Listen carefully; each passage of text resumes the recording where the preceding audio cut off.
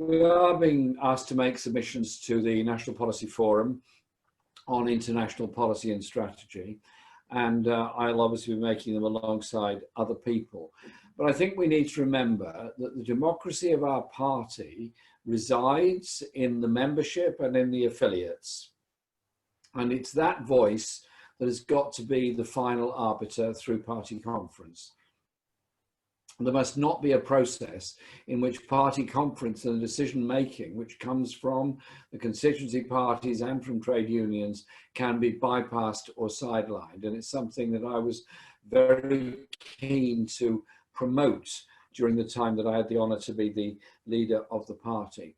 And so bear in mind, party democracy is central to so much of what we say and what we do, as is democracy within our movement as a whole.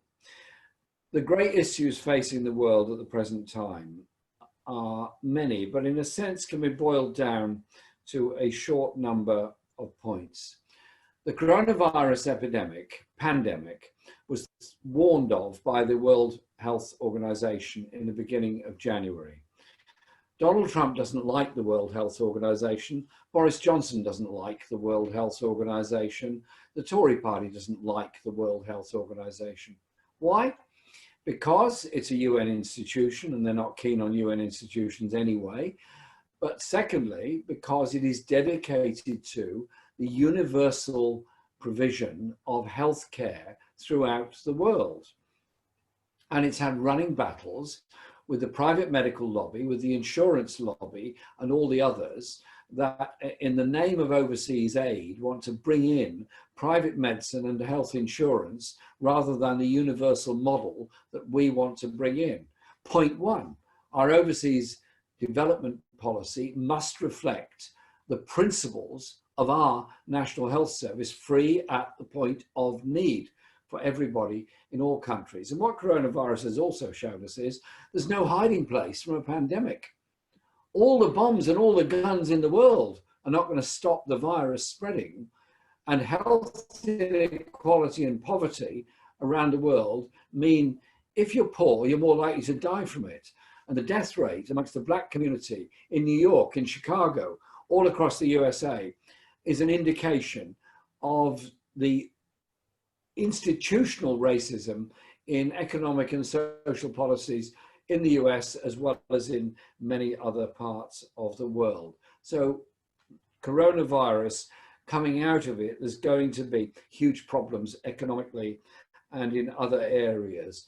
And coming out of it, we cannot go into a global cutback, a global austerity once again. It's got to be an investment-led approach, and recognizing the health inequalities have made the coronavirus even worse. There are 65 million people in the world that have no country or home to call their own. They're refugees, internally displaced or externally displaced.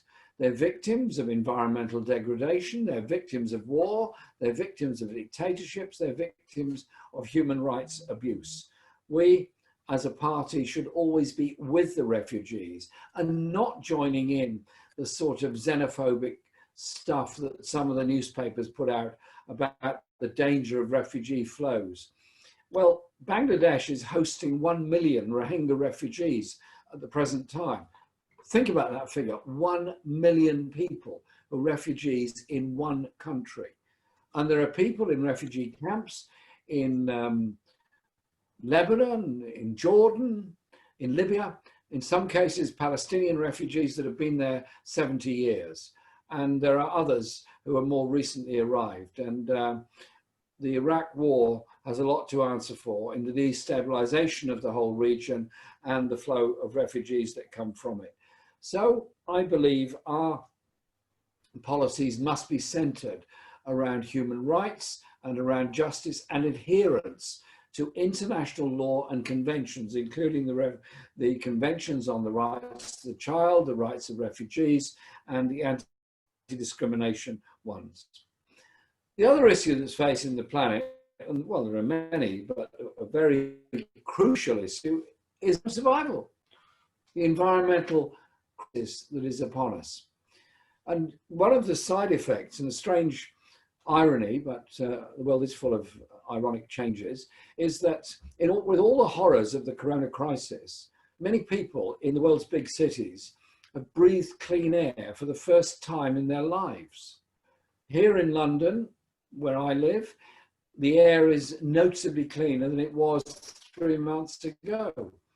In New Delhi, people are seeing those wonderful buildings in New Delhi for the first time without them being shrouded in smog. In Venice, the water is clean for the first time, and so on around the world. So it shouldn't take a coronavirus crisis to recognize it is possible to live in a cleaner, greener world. We don't have to destroy the rainforests in order to survive. We don't have to pollute every river and every sea in order to survive. We have to organize things a bit differently.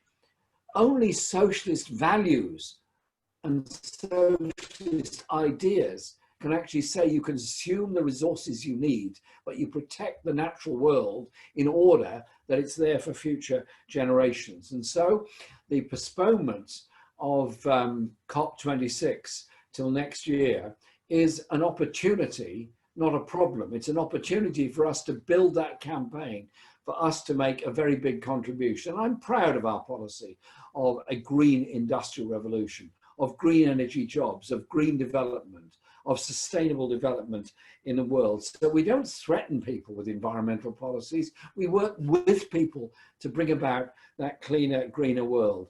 And as with health inequality, environmental inequality is exactly the same. The poorest people in the poorest housing, in the poorest parts of every city in every world, every part of the world, including this country, have the shortest lives.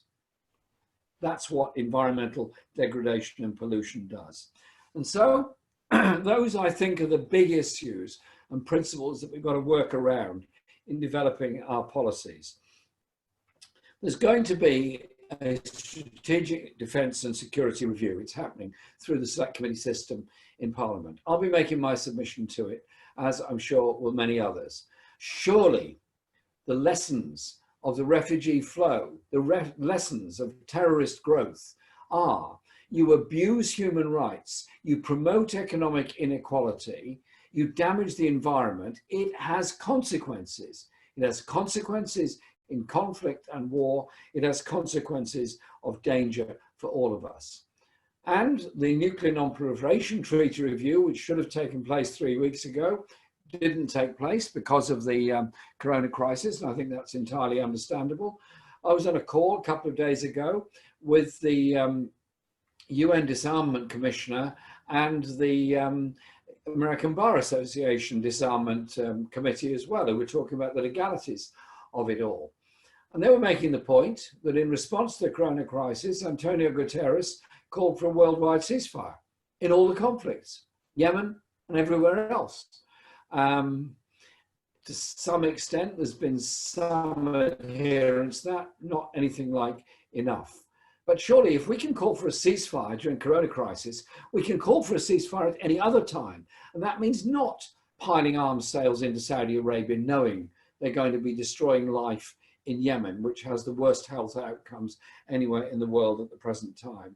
And that we, as the party that introduced the Nuclear Non-Proliferation Treaty in 1968, should be the party in government to carry it out, which includes us taking steps towards nuclear disarmament as well.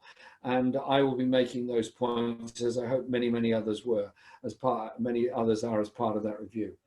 Human rights is often mentioned, and I was very keen that human rights should become the cornerstone, the central theme of our international relations. Because, as Adrian was pointing out in his excellent contribution, that if you deny workers' rights, they're exploited, they are underpaid, quelle surprise, their goods are sold very cheaply. And so if you have an international labour organisation, which was one of the achievements of the First World War period, when the ILO was established, that organisation dedicated towards good work, good quality workers' rights, you get a more even and more level playing field, just as much as the Party of European Socialists was proposing a European-wide minimum wage within the EU. And so I think we have to be adhering to trading standards, workers' rights, and the standards that go with it, and a trade policy that says if you abuse human rights, abuse workers' rights, then we should not be doing trade agreements with you. We should be adhering to the human rights elements of those trade agreements. And I think those are key issues that we have to develop as party policy. The last thing I want to say is about practicalities of international solidarity. There are people all around the world who've spoken to each other for the first time during the corona crisis because there's been no opportunity to go to meetings. Okay, I've been going to rallies and meetings, demonstrations all my life, and it's a very strange experience to do 3 or 4 meetings in an evening without leaving my house, and speaking to often thousands of people on Zoom calls and doing international calls. And in a couple of weeks' time, I'm doing a discussion with Stop the War with Arundhati Roy from India. Thousands of people, thousands have already signed up for this call, which isn't until 2 weeks' time. We could have been doing this for years, you know. We didn't have to wait for Corona to set ourselves up as the ability to communicate globally without leaving our own front rooms or whatever. And I'm not saying there isn't a place for a meeting, and obviously talking to people and interaction is important, but it's all about accessibility and bypassing the prism of the mainstream media, even the liberal mainstream media, who tend to corrupt the message that we're trying to put across. And so let's bear in mind that that sense of solidarity is something that we've got to develop. That means immediate practical solidarity, standing with the people of Brazil, going through terrible things at the present time, and supporting the call, not just for the continuation of Lula being out of prison, but Lula exonerated so that he can become the great political figure that he already is in Brazil, but this time with legal freedom to pursue it. And again, calls are being made to set up conferences on Brazil with both Dilma and Lula. That is practical and what we can do. What is also urgent and practical is support for the refugees around the world and the crisis they're going through. The Rohingya people have suffered grievously ever since independence and before in Burma. 1 million are now in refugee camps, threatened with corona crisis, lack of health, education and food and all the rest of it. I'm not denying that the UN hasn't done its very best to support the Rohingya people. I'm not denying that Bangladesh hasn't done its best to support them. But 1 million people in refugee camps is wrong, and they should be able to live in safety in their own place. And so we as a party have to never be afraid to saying our #1 priority and our relations with any other country, party or government around the world is their adherence to human rights. Big specific issues have been mentioned. I, as you know, have been involved for a very long time in issues surrounding colonial legacy issues, such as the injustices of people in Kenya that were brutalized, put in concentration camps during the Mau Mau Rising in the 1950s, the way in which the Chagos Islanders were thrown off their islands in the 1970s, the way in which the people of Western Sahara have been denied their right to their own self-determination. We managed to get nearly all those issues in as policy statements in the party. Let's not lose it. Let's not lose the principles that we have surrounding international solidarity. And finally, I'll just say this on the big issue coming up in the Middle East. There are people that have spent their whole lives in refugee camps. And I've been on a recent call with people in both Israel and Palestine. I was talking to human rights activists and peace activists in both Israel and Palestine about the future and the danger of the Trump plan, the danger of any version of the Trump plan. The Trump plan will encourage Israel to occupy large swathes of what they haven't yet occupied in the West Bank. We'll turn Palestine into a series of Bantustans spread out all across the West Bank. There is a big campaign globally, and I've signed the big campaign globally to oppose the Trump plan in every way that we can. And I urge people to make sure that that also becomes part of our policy. But hopefully that'll come up at conference whenever the next conference is finally held. But it won't stop us campaigning now on it. And so, in summary, international policies are our policies. International justice is our justice. And you cannot have human rights observation, environmental sustainability, and economic fairness in one country alone. All these things spread out internationally. That's why I was proud to join the call that Bernie Sanders made for the writing off of debt of the most indebted countries in the world as their way of recovering from the coronavirus. We've learnt the necessity of international solidarity on that.